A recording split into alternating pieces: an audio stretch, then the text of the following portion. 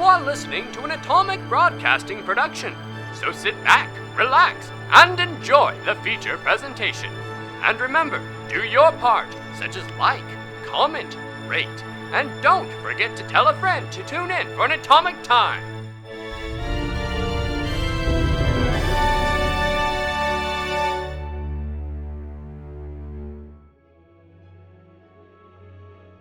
Now, where did we leave off? Ah, yes. After questioning Ylva, they decided to bring her with them back to town and discuss what to do with the information she had given them.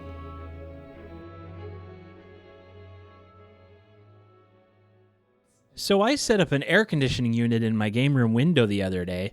Wow. Yeah, cool. Congratulations. It's actually cool. It is. But It was very hot in there. We bought a Max Cool, which, despite the name, was not very cool. It just blows hot air around and makes it really humid because it has water in it.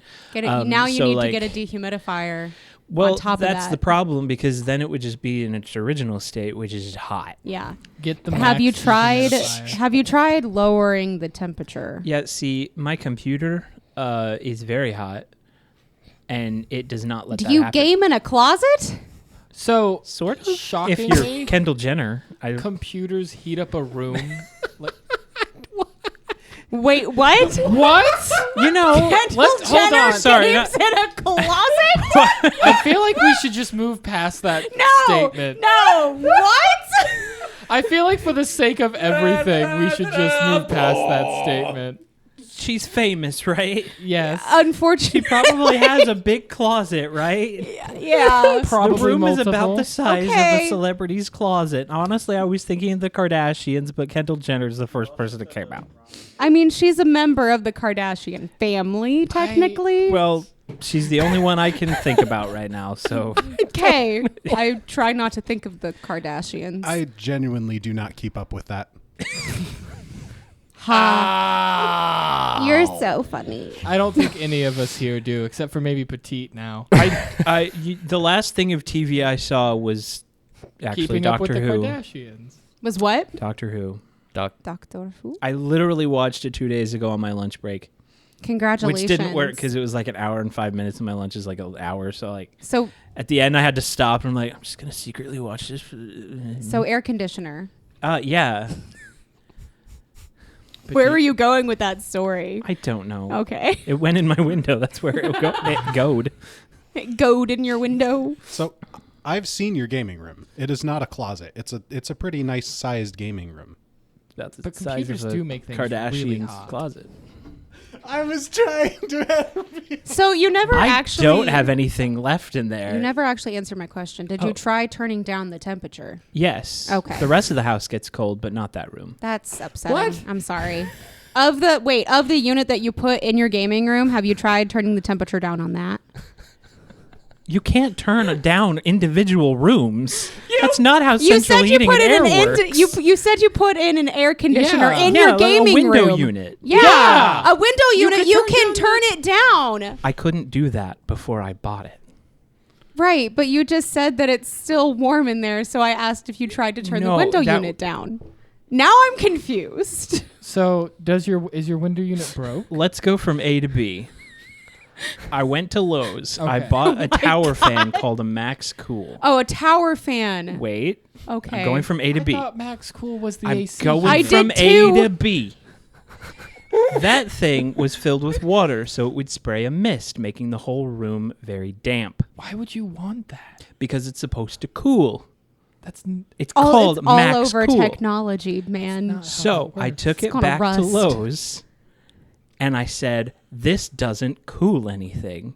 And I said it was wet because I don't want it to grow mold and you guys sell it to someone moldy. Anyway, I took it back and I went to another store and I bought an air conditioner unit for the window for the same price.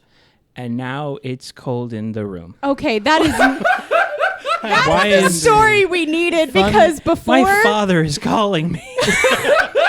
It's It's about your AC unit. I never would have gotten And that it's from the extended story that you warranty. told us You can before. go ahead and take the call, Petit. No, I'm good. We really need to. It makes way more sense. It does make way more sense. Y'all just didn't let me finish. no, because you started off started. saying I I got bought. a window unit. It's called Max Cool. No. That is how What you said. I said recorded. I said I got a window unit because I got another fan that did not do No, the job. that is not what you said. So I set up an air conditioning unit in my game room window the other day. Wow. It was very hot in there. We bought a Max Cool, which, despite the name, was not very cool. We will listen back to the recording after we're done. I wish we could listen to it while recording. Speaking of things getting let me try again. Hey. Speaking of things getting heated and cooling down, are you guys ready to jump back in? Let's go. Oh yeah. I just wish I could. I wish I could comment on your transitions because those are great. That's making it in, right? Specifically cut that out. So we're going to pick things back up just as our team is beginning to emerge from the forest with the town of Brush Hollow back on the horizon. Your return trip out of the woods was much less eventful than your way in. As the woods seem to have been resisting your entrance, they seem to have been speeding your exit. The paths seemed much more straightforward, the trees got out of your way, and whether it was the forest itself or Val's request to Gazra previously still holding an effect, it's unclear, but before too much time, you find yourselves once again exiting the Grungir Forest and back out into the clear plains of Southmoor. How do we have this prisoner situation set up? Is she still in handcuffs? She is not. She's not currently in No, handcuffs. but she is right next to Einar. I would like to point out that the city or the town or village, however big this area is, they viewed her kindly before we go in acting as if she was a prisoner in any way, shape, or form. I wouldn't say Einar is making it look like she's a prisoner. What are we doing with her animals? I I thought imagine they they're just just kind Assume they're of just- following. Yeah, they're just Yeah. following? Okay. Yeah, they're taking their cues from her, so as long as she's mellow and calm, the animals will be as well. Those are beautiful animals you have there.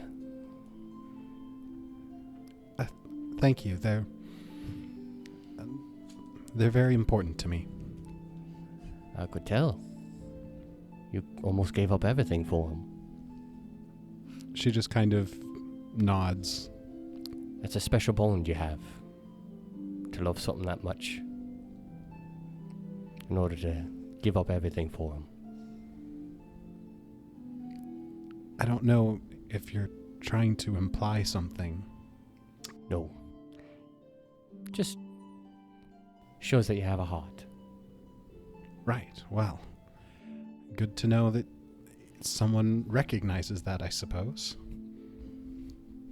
You know, we also have some animals. I myself have a bird as well.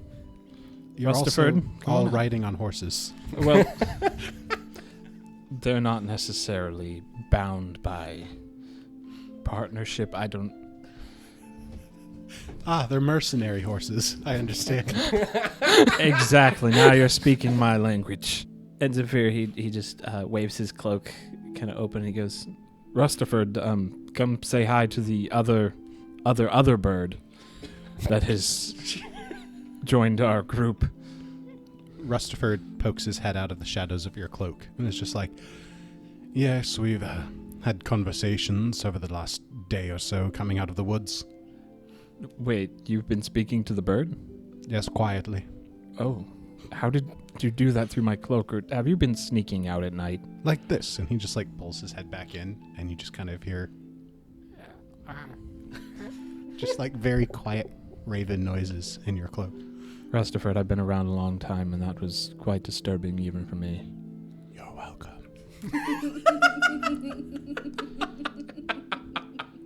Well, and Val over here, she also has a bird. I'm sure you've seen it. Ylva just like looks up at Sigurd and just nods. Am I just giving away all our names? Did we already give her names? I can't remember. Mm-hmm. You are kind of talkative for a group that's kind of secretive. Well, as I've said multiple times, the people I talk to. Yes. Usually die, yes. Ilva just smirks. And with that, the group approaches once again the Dancing Ferry, where they had stayed the previous night as they had come through town. Hitching your horses to the hitch post outside the inn, you head inside, presumably seeking rooms for the night, since it's already getting towards the end of the day. Yeah. I request the Danish.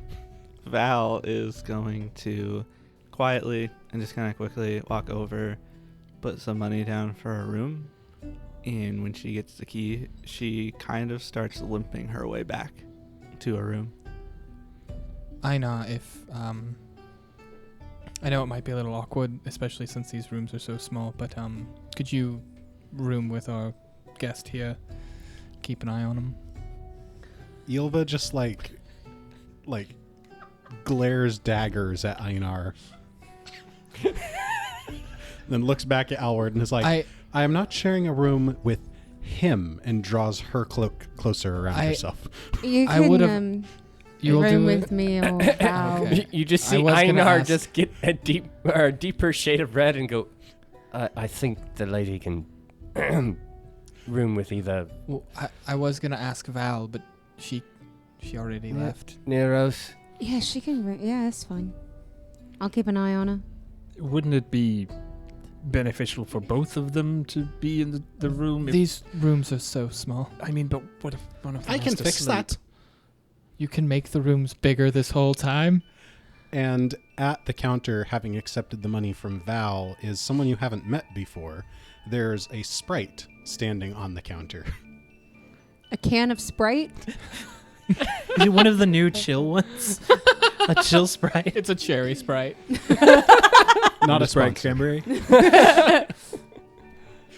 No, there is a Sprite with fiery red hair and a dress that looks like it's made out of like autumnal leaves.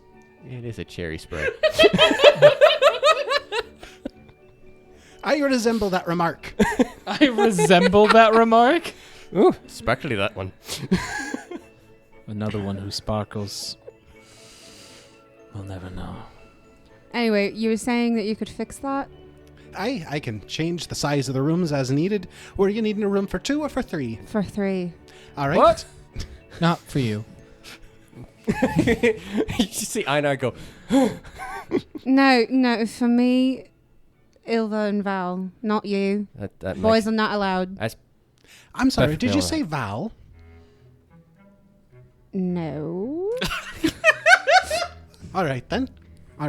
What name should I put down for the room? Well, Val was the one who paid. She also already has a room. Yeah, okay. Val. Valerie. Valeros. Value. Valeros. That's a very long name. Do you mind if I shorten it down to just Val? That's fine. Val Valerie Valeros, just shortened to Val. Spelled with 3 V's. Oh, that makes sense now. All right, and were the 3 of you gentlemen wanting to share a room, or were you wanting individual rooms? I would like my own room. All right, You don't need to change the size. I'm good. I can tell. I would. What's prefer- your name? My name? Aria Thistledown, the proprietor of this fine establishment. I've heard your name before. I have no relation. In my mind, that's not what I meant. I have no connection. I wouldn't imagine that we're related. You are small, but I don't think you're a pixie. We'll get to your room in a minute, Alwood. I think I need to find a fly swatter. The only reason I'm asking about names and going through the tedious paperwork of getting a room set up is I had a package for a Val set behind, and I just wasn't sure if this was the right one. Who delivered it? I A mean, courier. Well, was it Postman Paul? no, it was, I don't know if I should tell you now. I'll give you some extra gold if you tell us. All right, you've got a deal. It was left me here by a dwarf What's the name? What? named Uver. I'm gonna throw an extra gold coin. She catches it. Both hands, because she's small. Oh, Um, do you want to? I'll take it to her. Okay. All right, and then let's see. Did we have a Neros? Yes. All right, this one's for you, and she hands you a package. Let's see, and Salute. there was an... I've heard a forward and a backward, but I've never heard of all word. Awkward. How has that joke not come up yet?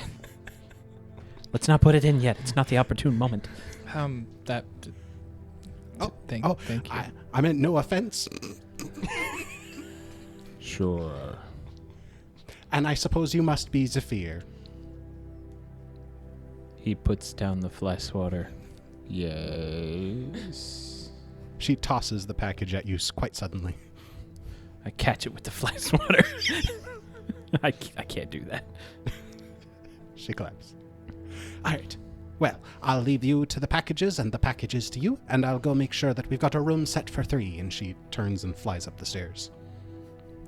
As she's heading there, Val comes out of the room, still slightly limping. She's not in her armor anymore, and she's not in her gown anymore either. She's just down in full, like, common wear, I guess. What she used to wear before she bought the Ashen gown. If you're looking at her and why she's limping, she has her shoes off completely.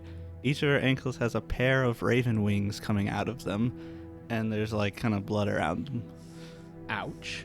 And they're kind of moving, kind of like they're trying to flap and help her walk almost. What check do I need to make? Religion. Yeah, a religion check. How many birds are we going to have in this group? 7. We're all going to become birds by the end of it.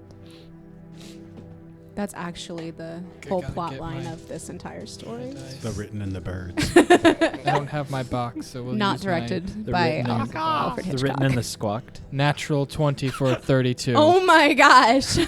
The what? Wow! Come at me! Okay. 23. Unless you have other things to add to this, I can just say what I have. Could everybody take off their headphones? Oh. Oh. Wait, me? Yes! Me? Sam? Why do I have to? Are you sure? Because you don't know what I'm going to say. I No, get I don't like special information! Oh my god! I never get special. Hey, George, this is nice. I'm normally the one with my... Yeah. So, as soon as Val comes down the stairs, Alward, you immediately recognize what's going on. You realize that Val has Nephilim blood in her. So that would be essentially the new version of like what they used to be called ASMR. Yeah. You immediately know with a natural 20, specifically, she has the line of the Valkyrie blood in her. Fun. And everybody can come back? I was going to ask if we could, like, keep them doing that for a little longer. No, it No. You have to do the bird Please to call no. us back. I'll take a room for just myself, please. she's already gone. Darn. Do we need to get you new shoes? No, I'll be fine. Does it hurt? Do you need sandals? No, it's been like 2 days. It's fine. Can I name them air wardens?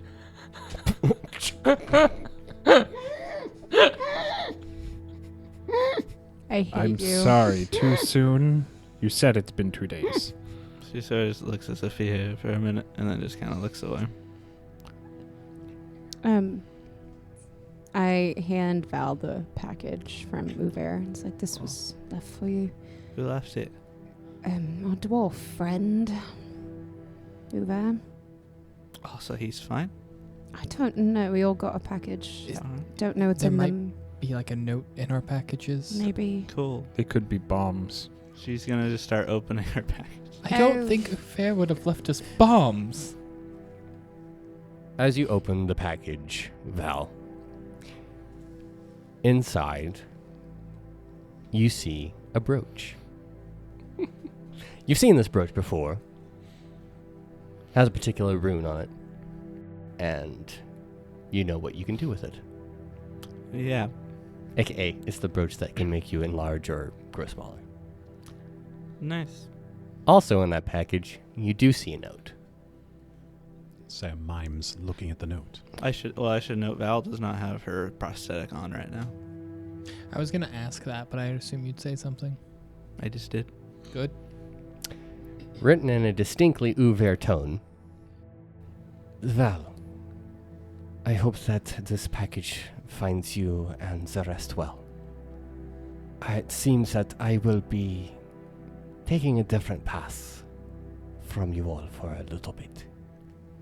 And I don't know how you feel, but it makes me sad to be away. But as I take my path, I hope that you find yours and what you seek. That you find what you lost. Should we meet again, and I hope we do, I wish you happiness. Val is just gonna hold out the letter to Alward. Will you hold half of this?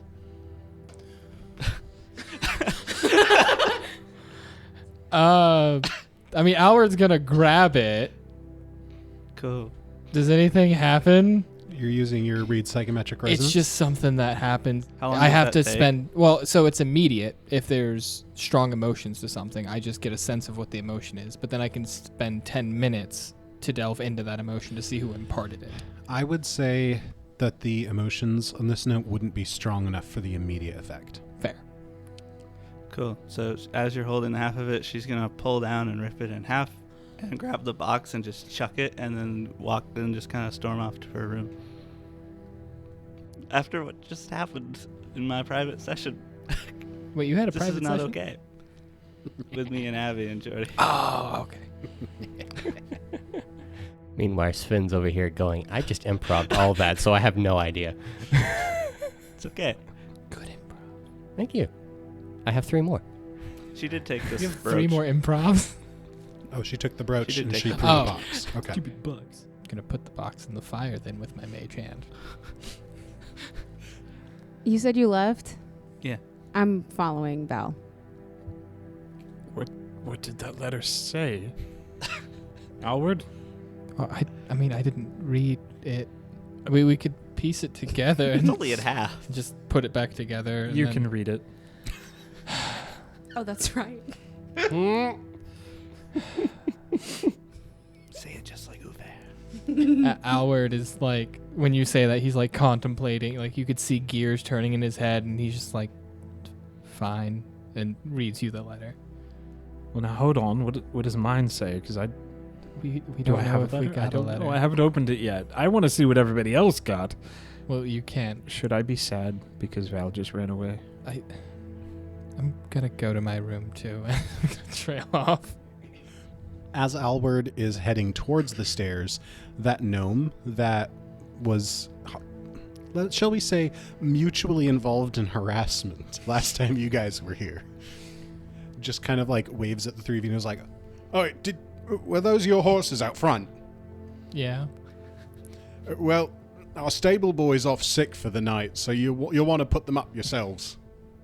I thought there was free valet service. There usually is, but he's sick. He ate a bad pie or something. I'll.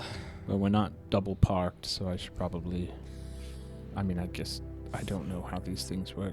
Somebody else talk. I don't know what I'm saying. Why don't you all stay here? I'll go take care of the horses. Well, now hold on, Einar. Alward, I'm gonna come with you. Please don't come with me. No, not with you. You come with us. What? Why? I want to see what's in your box. What is the shape of my box with air quotes? Yours is actually more like a bundle of fabric tied with a cord. Yeah, I assumed. Look, Alward, if you come with me and show me what's in your box, I will show you what's in mine. I don't really care what's in your box, Zafir. What happens when I shake it?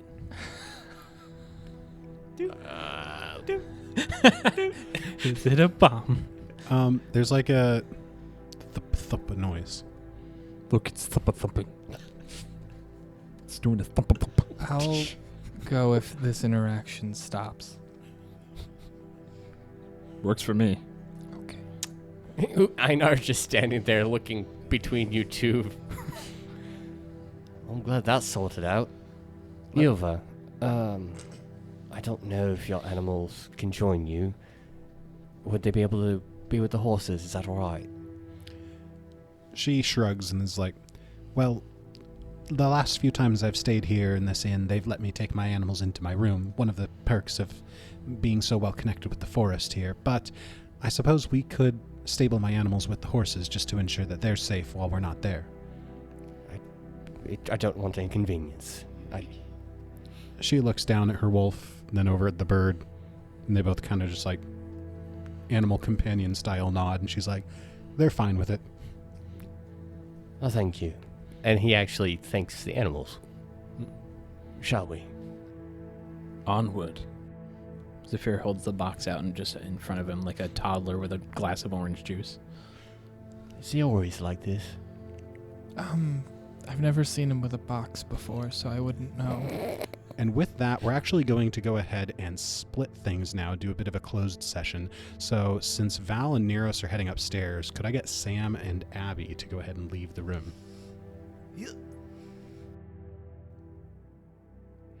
As Einar, Alward, and Zephyr enter the stables outside of the tavern, you notice that it's a little bit more normal to your eyes, as opposed to the inside of the tavern where everything is scaled down for the size of gnomes and pixies and other fey folk.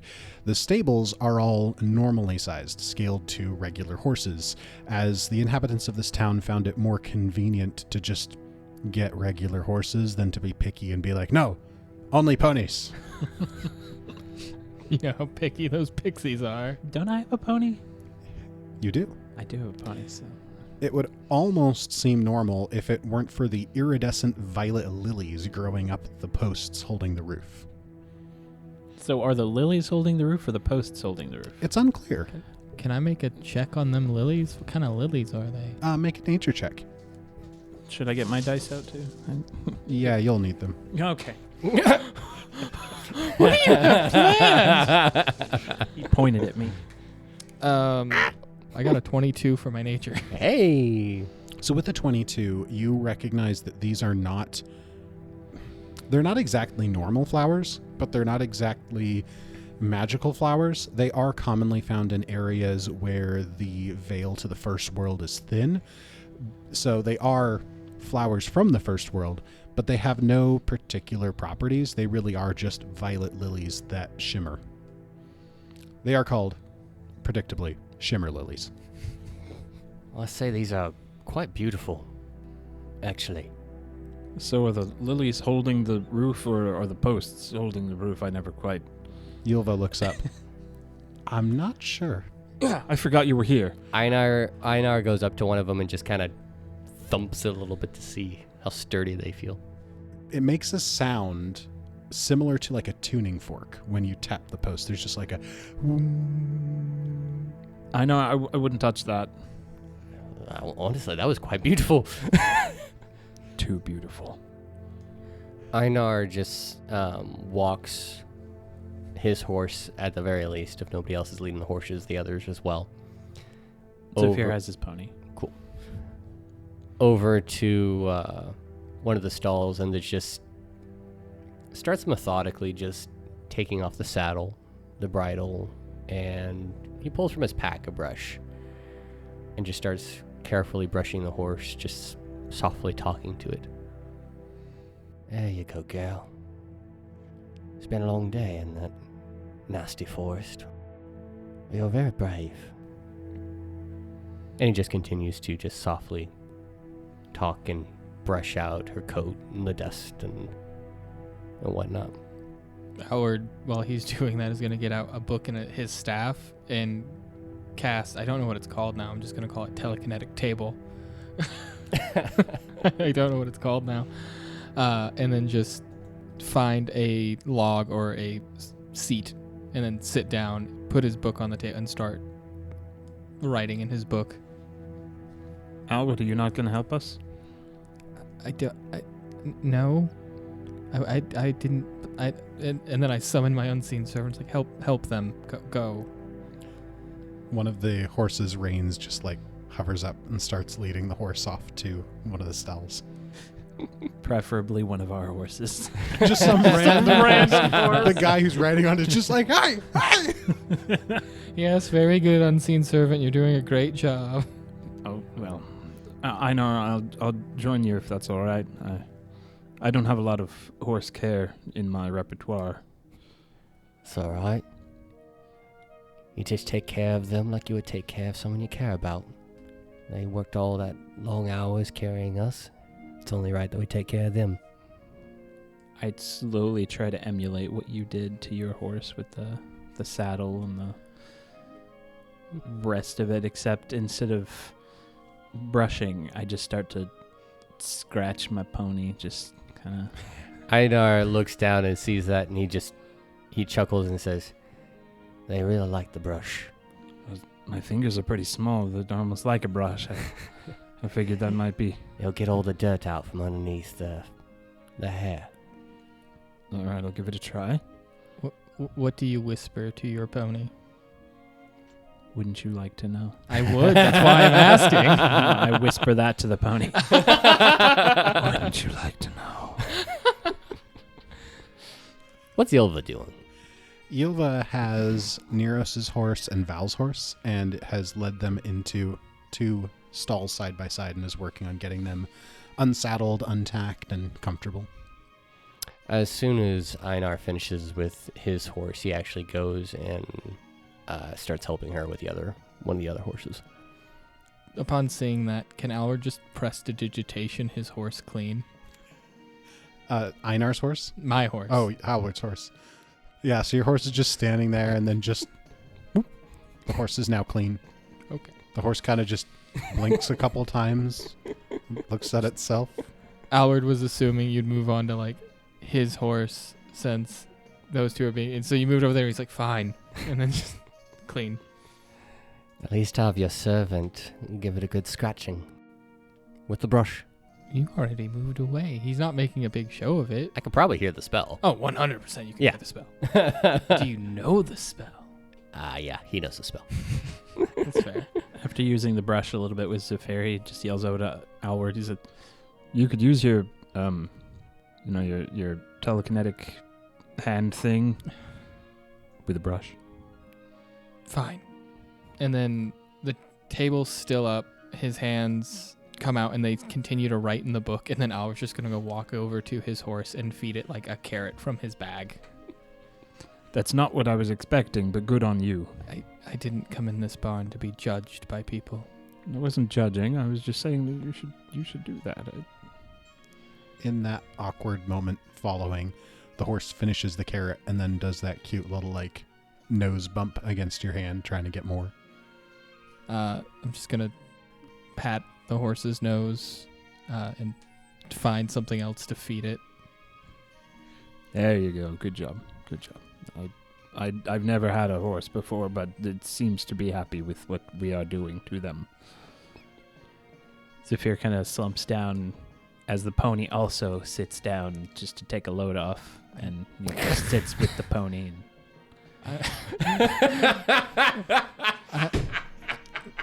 Now, if everyone is done making remarks... Hold on, why is Jordy looking like that? Because you just said the pony sat down. Well, yeah, they like curl their legs in and they kind of just chill. You've seen horses lay down before. Very funny, though. My brain was not picturing a horse like laying down like a horse does when you said it sat down. I was picturing it do that like goofy thing they do where they like actually like splay out their hindquarters and they keep their legs in front of them.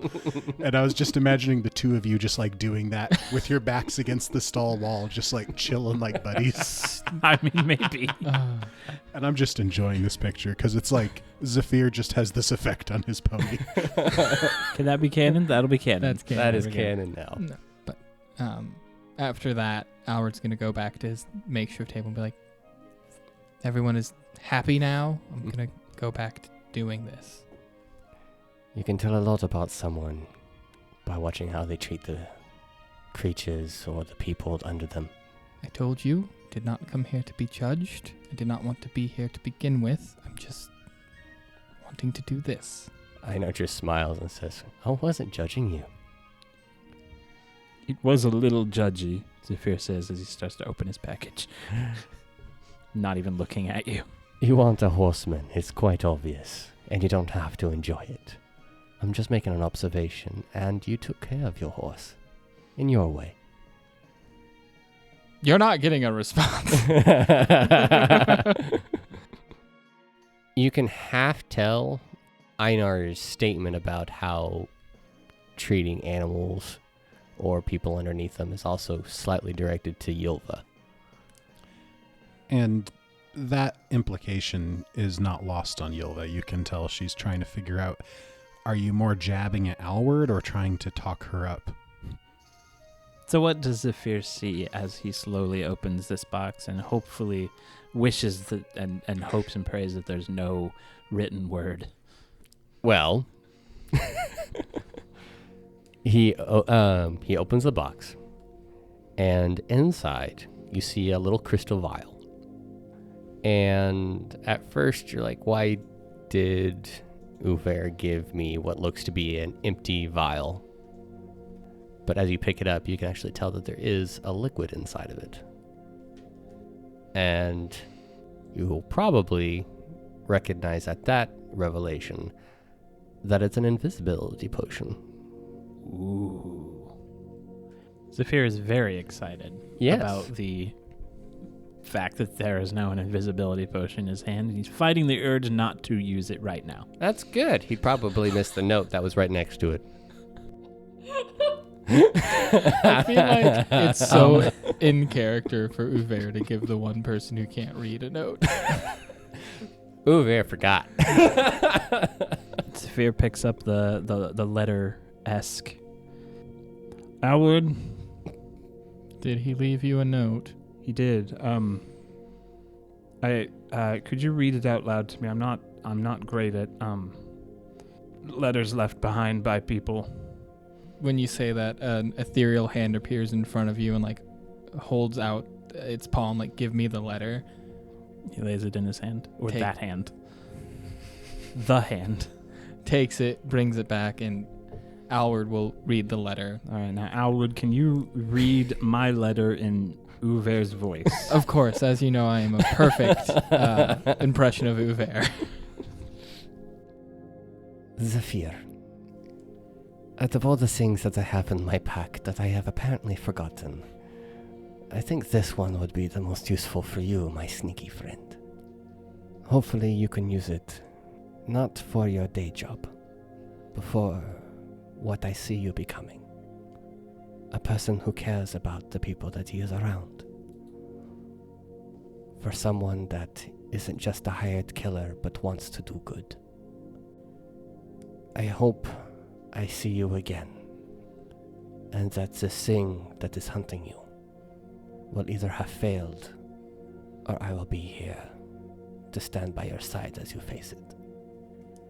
You have good and great strengths, my friend, both in spirit and in heart.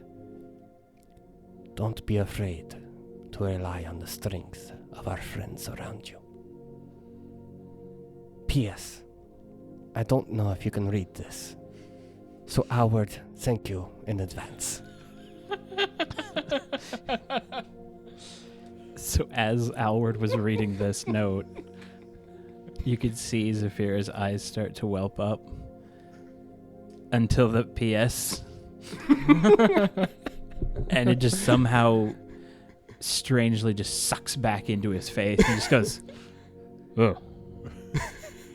All I got was this vial of potion. All right. But the hand gives you the letter back. He folds it up and tucks it into his pocket. What did you get? Well, I'm a little busy, Zephyr. If you want to know what I got, wait or come here and we'll... Can I open it for you? No. Why? Well, Everyone else got to open theirs. I want to open mine. well, then please do it. Aren't you curious? I mean, yes, but I'm not... It can wait. It's not going anywhere. It can wait, but it doesn't need to. Yilva walks by with Cornelius's pony and is like, I've got the last of the horses. You can go ahead if you'd like. Alward has a book just sprawled out on this table with like notes also sprawled out on the table. Like, yeah, it was the ponies stopping me. And he sets his pen down and packs everything up and then it's like, fine. And then he's going to open up the package left by Uver. As you open the package and slowly untie the cord, you open it up, and the first thing you see, oddly enough, is almost like another cord. And wrapped in this cord is a crystal. And as you pick it up, I imagine you almost drop it because it's colder than you expect. And I'm sure you'd recognize the crystal as an ice shard. And the belt, upon closer inspection, you'll see that the cord is a belt. It's a corded belt that you would often see Uver wearing, that we as the group received quite some time ago. AKA, you know it's magical. Also in the bag, you find a little book. And tied to the front of the book, as you were probably expecting, is another letter addressed to you. What's it say? My young friend, Alward. I know you don't necessarily like me using the term young in reference to you, but I mean no disrespect by it. I have nothing but respect for you, Alward. For one your age, you have accomplished so much. Your knowledge, your research, your ability to learn. I have not seen such talent in a long time. You were the first one since I started remembering again that truly helped me in my mysteries, in my research, in my quest. I'm rambling on, but the point is that I learned so much, and you helped me so much, that I don't know how to repay you. These little trinkets I know aren't possibly useful to you, but I give them with all of my heart. At least perhaps you will remember me a little bit when you look at them.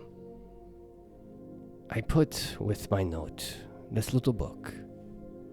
Inside you will find a copy of all the runes that I have, and as much summation of what I have read in my collection of books about them, or what I am allowed to remember, I suppose.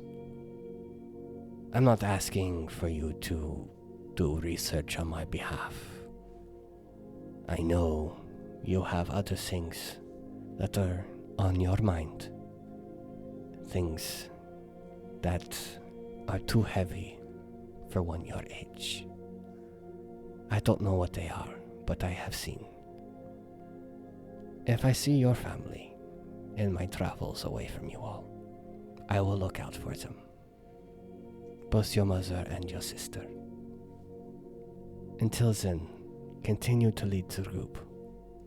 Your knowledge and your wisdom is beyond your years, Alward. Take courage and strength. Don't doubt yourself. Watch over our friends. I hope to see you all soon. Very sweet. Alward didn't read any of that out loud. He doesn't even mention that he had a note. He's just gonna be like, "Oh, I got a shard from the ice golem. Ooh. That belt that Uver wore, and his journal." I mean, the first two things are pretty cool. I think I already have one of those. Yeah. They're the ice thingies, not a belt. Probably wouldn't fit me. You can keep those. They weren't for... Okay. And I'm gonna get up. I'm gonna go pat my horse again. I'm going to look at Ilva and be like, do you speak Fey in Fey? She nods and responds a little bit in kind of weirdly accented Fey. I'm sorry about him. He's different. You can say that again. I love how so many people speak Fey. Zafir, do you speak Fey? I don't, but I will act like I do while listening to the conversation. Make a deception check. 22. Oh. Yelva is like looking between Zafir and Alward. He doesn't know Fey. Was that in Faye? Yeah. She looks at Zafir. Do you? In Fey. I'm hungry too.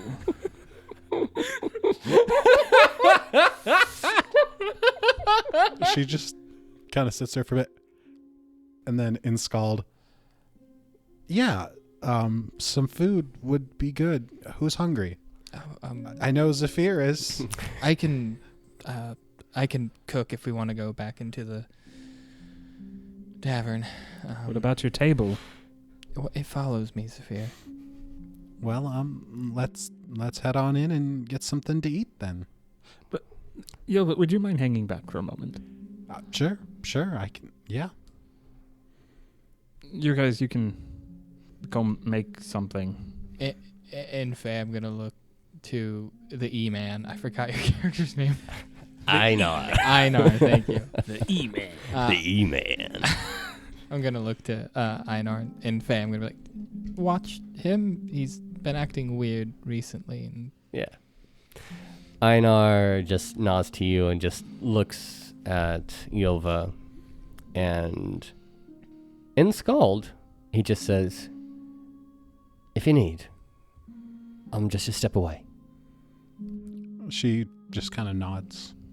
I hope everyone's ready for stew. And then Alward's gonna walk into the tavern kitchen, and start making stew. Zafir sniffs the air and thinks, okay, I've got about 20 minutes until the stew's ready. That's the best part about stew. You can wait as long as you want. Einar walks It's away stews. to give privacy, but pauses at the door, at the main door, like obviously just waiting. You wanted to talk, Zafir?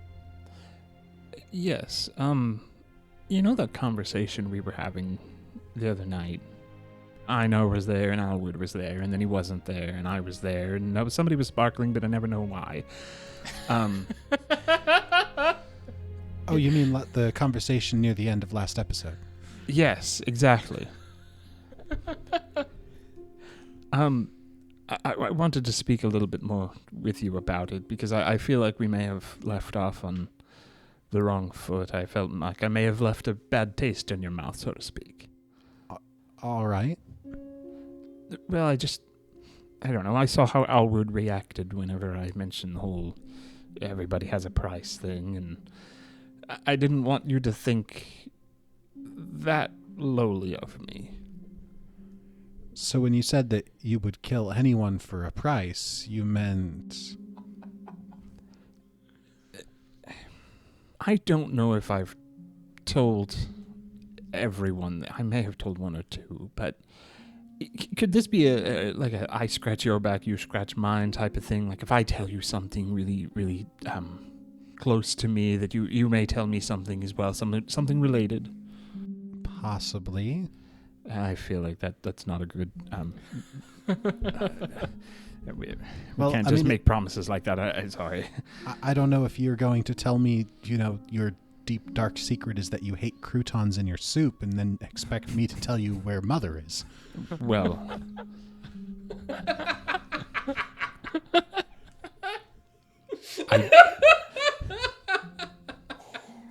I do like croutons. Sometimes by themselves. We haven't agreed to anything yet. I understand that. I understand that. It wasn't the question I was going to ask, actually. So let me just say it, because I'm terrible at throwing these things out. I have a set of rules whenever I take jobs. I always stick to those rules, and I have a hard time sometimes deciding whether or not the job fits those rules, and it's all based around family. You hunt down families? No. It's that I never take a job that will ruin a family. I may take a job that will break apart a family, but only for the better. Like, for example, I see your face. I know what you're thinking. How is that possible? Well, imagine someone's in a terrible relationship. I know that sounds very surface level, but imagine someone just cannot get out of it. And you're approached by, let's say, a brother. And that brother asks you to get rid of the person in the situation that is causing the pain, and it's just ruining the entire family dynamic. And you know for a fact that if you get rid of him, everybody will be better. Except for him. I mean, he was a drunkard and a terrible person anyway. He smelled horrible. So, what you're telling me is you won't break apart families unless you've decided that someone in that family deserves to die. It is a decision, yes. But it's not that I'm deciding on my own personal beliefs, because trust me, if anybody, doesn't have a family, it's me. That didn't make a lot of sense, I know. Like I said, if it betters the most or betters the more, then it comes to that decision. I wouldn't just go out and kill someone's kid just because he ran on someone's lawn. You know what I mean? That's a horrible reason for a hit. I'm not saying that I haven't been offered it before.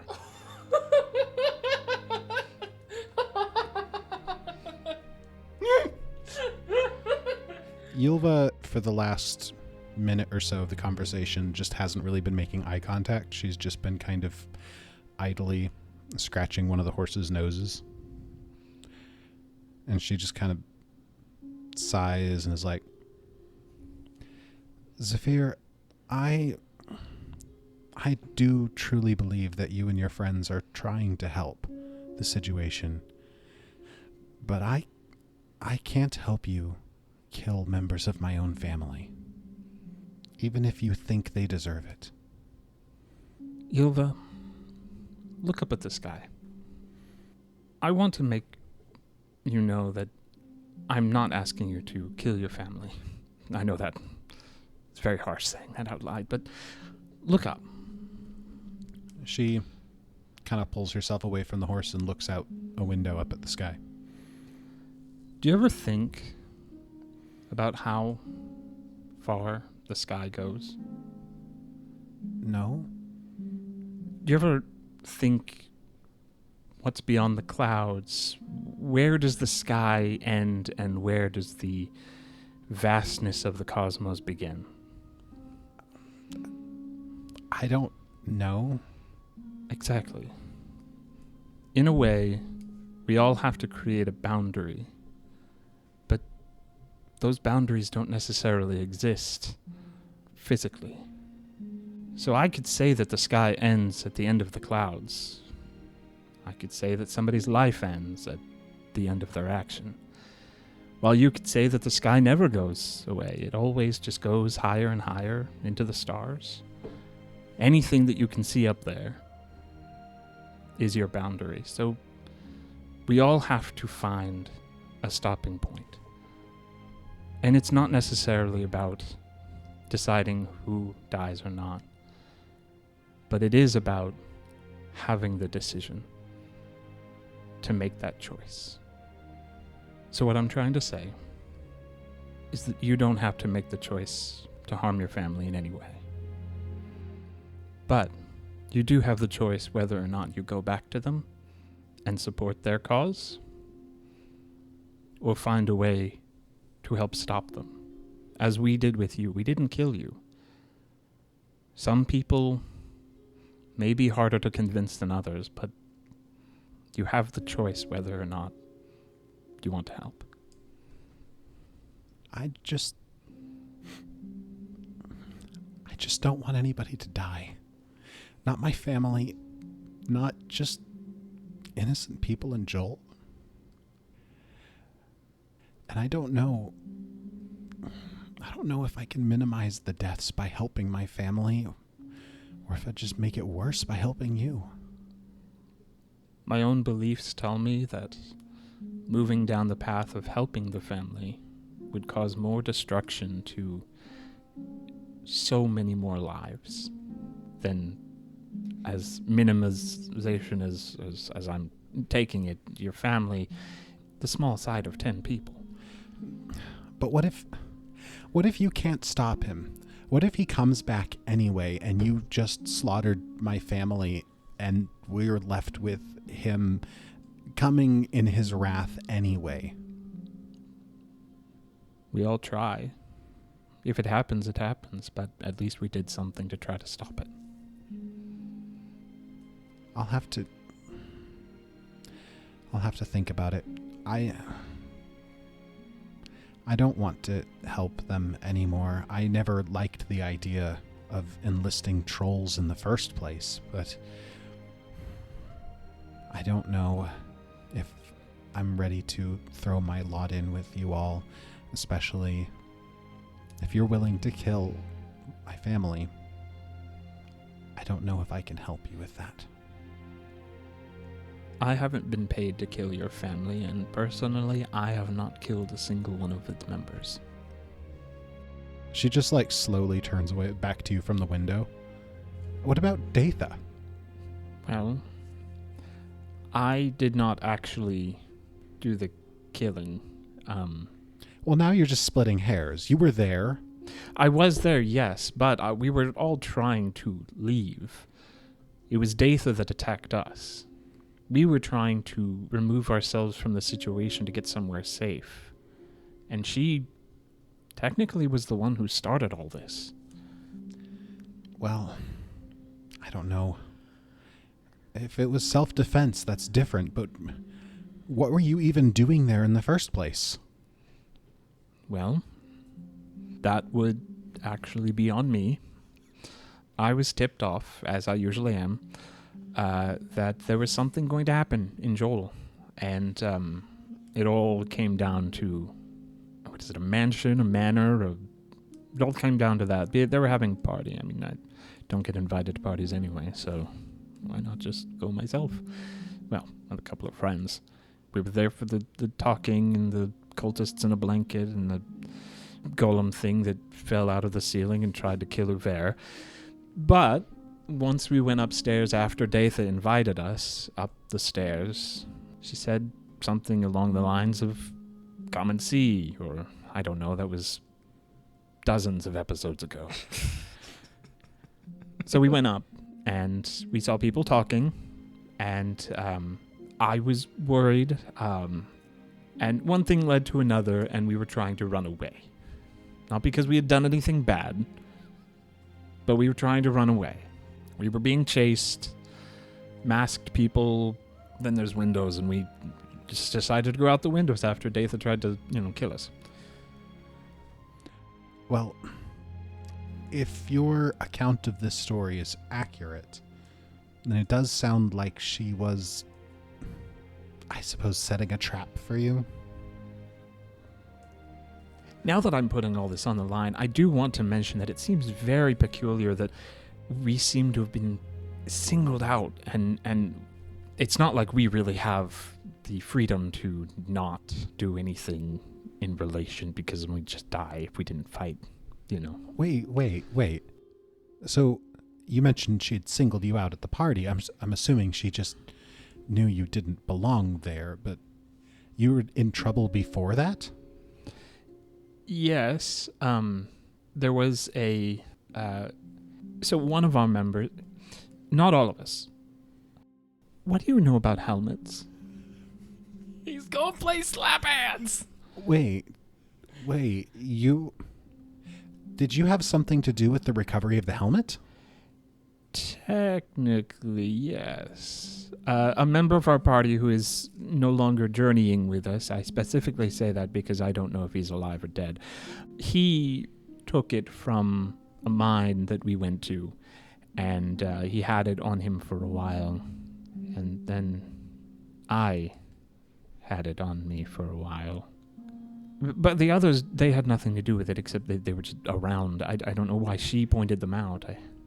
And nobody tried to just, like, buy it from you or something? No.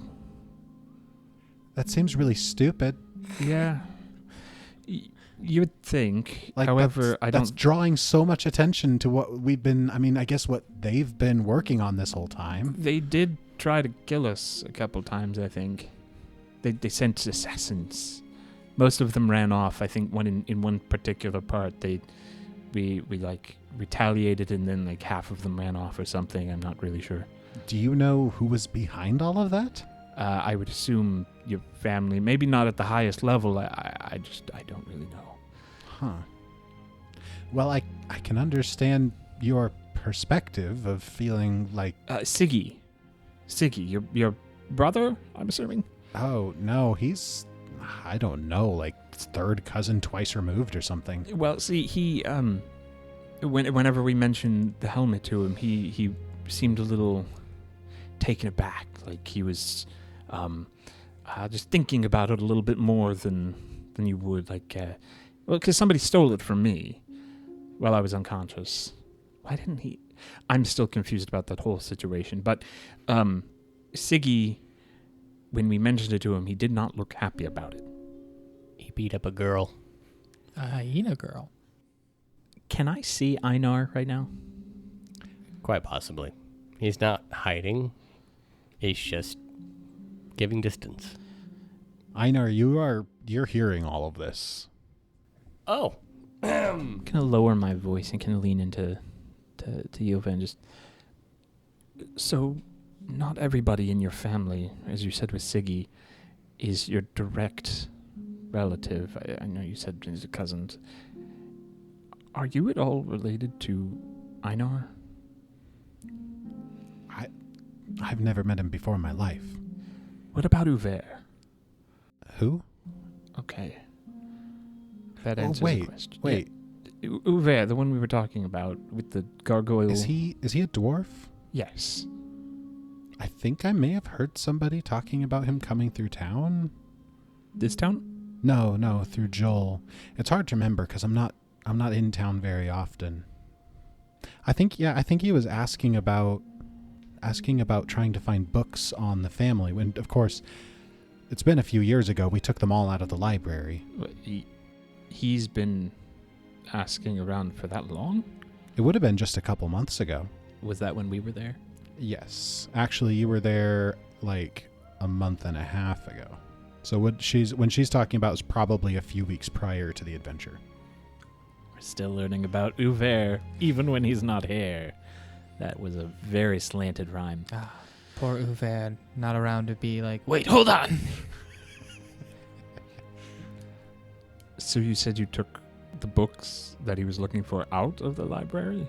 Oh, well, that was a few years ago. Once we really started moving in earnest towards, taking over, we thought it best to Erase history? obscure information that might hinder our goals. Censor information? That sounds very harsh, but yes. I mean, as much as I don't like books and libraries in general, I don't think that's a very good thing to do. Remember the conversation we had about morality just a few moments ago? It doesn't seem like it's in everybody's best interest. Well, maybe for me, the clouds are a little bit higher when it comes to that information about my family that could cause them to be killed. Even if your clouds are a little bit higher, there is still more above the clouds. I know we've been having a wonderful conversation here, but I I think I need to go talk to some more people. Will you go in and tell Alward that I'll be in a bit later? I won't be there for the stew, I'm sorry. Maybe if he just keeps it warm. I thought you said you were hungry. I was, but I think I have more direction now. Well, all right, I guess. Don't kill anybody. I don't think that's going to happen. He's going to kill fairies. All right. She picks up her pack and starts heading inside. And as she's stepping out of the stable, she, at that point, is when she realizes that Einar was outside. Where she was standing, she couldn't see Einar. And she just kind of, like, makes eye contact with him and then, like, looks down quickly. Einar's just leaning against the post with his arms crossed. But other than meeting her gaze, he doesn't follow. And with that, she heads inside. I assume you were talking to me. Zephyr's kind of still standing in the stable. I'm a bit curious. You seem to be a mystery to most of us. That's only fair. Strange you just met out in a very magical wood. And you knew one of our now missing party members. Unfortunate that. I'd like to see him. Me too. I'm sure the answers to any questions I have will come in time, but I have other questions to ask others at the moment, so I will be back a little later. No. That was quite the speech you gave. I don't often give speeches. You remind me a lot of somebody I knew. Or more, somebody that I heard so much about that I thought I knew. He too talked or thought about a more barrier or very similar to how you described it, honestly. Bit weird that, I suppose. Would you like another metaphor? Making decisions is all well and good whenever it only involves yourself. But when it involves other people, it's where it gets tricky. And those boundaries, those clouds, you may find that they're a thick fog. Careful not to let your eyes be obscured. I know I live in the darkness. And even with the smallest amount of light, there's always a barrier.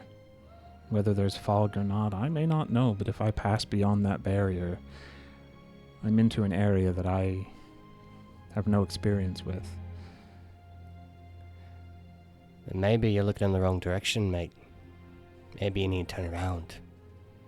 Instead of looking for a barrier, perhaps you should look for the light.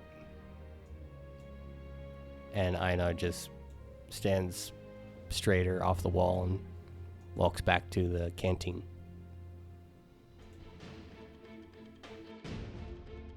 This has been an Atomic Broadcasting production. Pathfinder, Galarian, and the Lost Omens world setting are copyright of Paizo. More information at paizo.com. Music in the show is from Monument Studios' collection, as well as assorted artists, with some original tracks composed by Jordy Hake. More details in the description. If you enjoyed the show, please remember to share with a friend, and we'll look forward to seeing you again next time. What is that phrase that something's the road to something is laid with good intentions? The road to hell is paved with good intentions? That's the one. I forgot the word. Oh, of hell. sorry. The Uber. Hy-Vee is paid with good deals. Is it? No. Non-sponsored. Hy- The Hy-Vee's road to cream Hy-Vee cheese. is paved with I mean, they have convenient location. Yes. moderately okay children. Asian food.